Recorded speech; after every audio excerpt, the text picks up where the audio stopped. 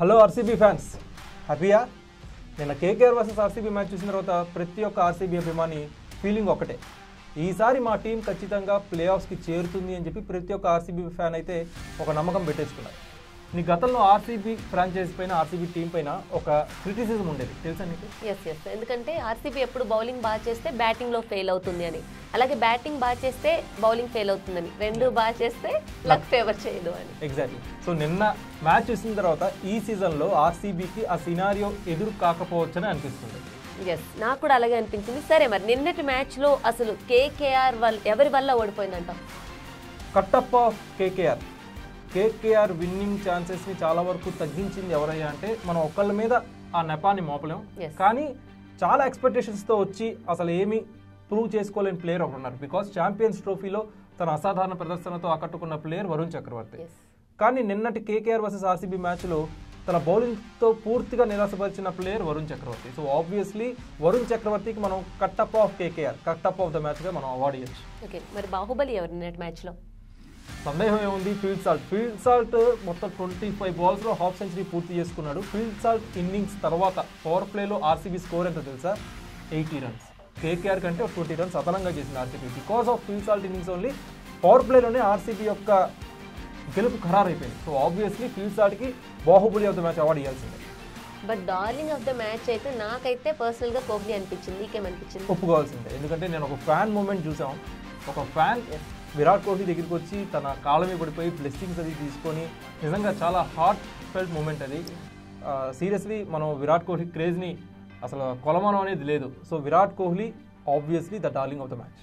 Okay, temper of the match ఎవరంటావు? ఇది కృణాల్ పాండ్యా. ఎందుకంటే కృణాల్ పాండ్యా క్రూషియల్ టైంలో వచ్చి కేకేఆర్లో హార్డ్ హిట్టింగ్ ప్లేయర్స్ని అవుట్ చేశాడు. 3 క్రూషియల్ వికెట్స్ తీసాడు కేకేఆర్ మ్యాచ్లో. So obviously Krunal Pandya wickets తీసిన తర్వాత తను సెలబ్రేట్ చేసిన విధానం అంతా కూడా తన అగ్రెషన్ ఫ్యాన్స్కి బాగా నచ్చింది, ముఖ్యంగా ఆర్సీబీ ఫ్యాన్స్కి. So RCB fans perfect by Krunal Pandya.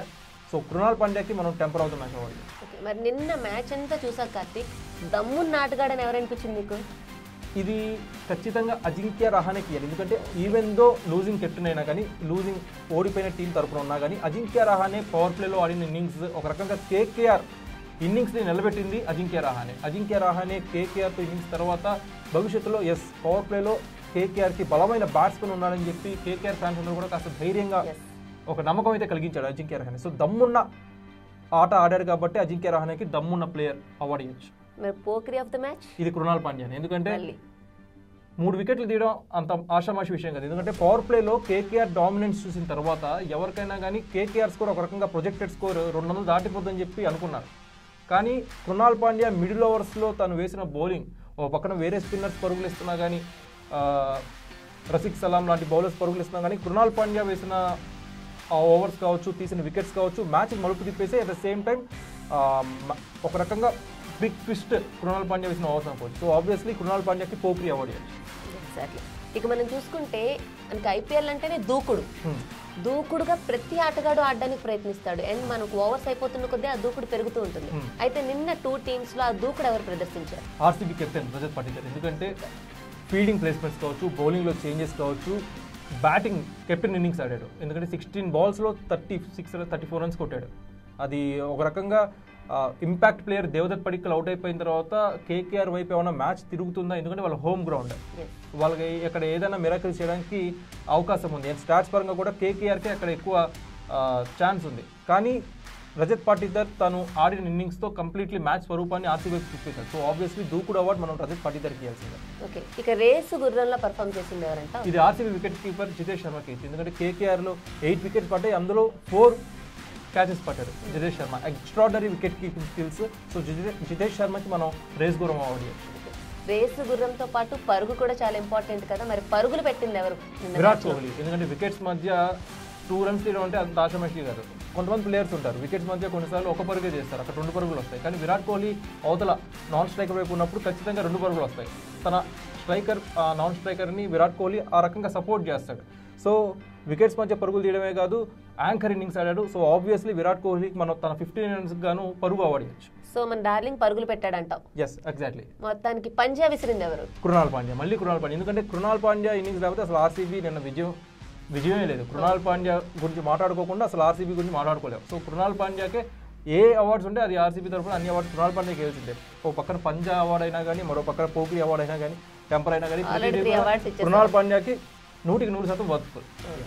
So ప్రతి మ్యాచ్ కార్తీక్ మనం చూసుకుంటే ఎవరో ఒకరు నిల్చుంటారు, నిల్చోకపోతే ఆ మ్యాచ్ విన్ అవ్వదు.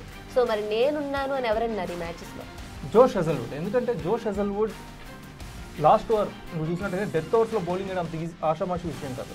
సో జోష్ హెజల్వుడ్ లాస్ట్ ఓవర్లో 20th ఓవర్లో తను ఇచ్చిన ఒకే ఒక్క పరుగు. ఆ ఓవర్ కనుక జోష్ హెజల్వుడ్ అలా అయిపోతే కేకేఆర్ ఇంకా అదనంగా ఒక 20 పరుగులు ఎక్కువ చేసేదేమో. అండ్ వేరే బౌలర్స్ అందరూ కూడా 10, 8, 9 అలా ఇస్తే ఎకానమీ, జోష్ హెజల్వుడ్ ఇచ్చింది కేవలం 5.6. సో ఒక రకంగా జోష్ హెజల్వుడ్ బౌలింగ్ డిస్ప్లేతో ఫ్యాన్స్ అందరినీ కూడా ఆకట్టుకున్నారు. కానీ అంత సెలబ్రేట్ చేసుకోవట్లేదు ఫ్యాన్స్ జోష్ హెజల్వుడ్ యొక్క బౌలింగ్ స్పెల్ పై. సో జోష్ హెజల్వుడ్ అండర్ రేటెడ్ ప్లేయర్ అనుకోవచ్చు. సో నేనున్నానని చెప్పి ఆర్సీబీని క్రూషియల్ టైంలో ఆదుకున్నాడు కాబట్టి జోష్ హెజల్వుడ్కి నేనున్నాను అవార్డు ఇవ్వచ్చు. ఎస్, జోష్ హెజల్వుడ్డే కాదు, మనం చూసుకుంటే నిన్న ఆర్సీబీ ఎంటైర్ బౌలింగ్ చూసుకుంటే చాలా ఇంప్రూవ్ అయినట్టు నాకు అనిపించింది. అంటే గతంలో వీళ్ళు సిరాజ్ పై డిపెండ్ అయినట్టు అనిపించింది, కానీ ఇప్పుడైతే బౌలింగ్ స్కిల్స్ బాగా పెరిగాయని అనిపించింది. Even RCB ex boss Vijay Mallya కూడా అదే ట్వీట్ చేశాడు.